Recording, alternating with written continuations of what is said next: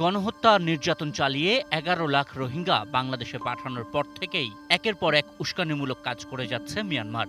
বাংলাদেশের আকাশসীমায় হেলিকপ্টারের প্রবেশ, নোম্যান্স ল্যান্ডের পাশে স্থায়ী স্থাপনা নির্মাণ, সীমান্তে গুলি ছোড়া, এসবের সঙ্গে সবশেষ যোগ হয়েছে মানচিত্র পাল্টে ফেলার খেলা।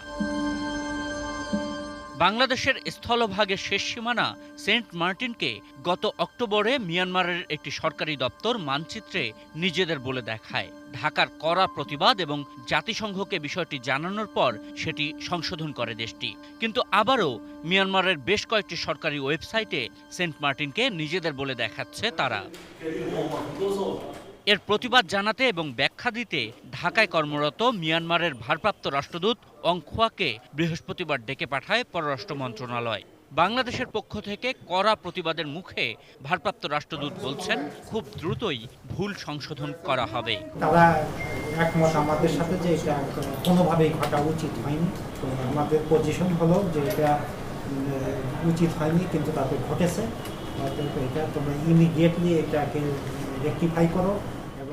Ashikur Rahman Apu, ATN news, Dhaka.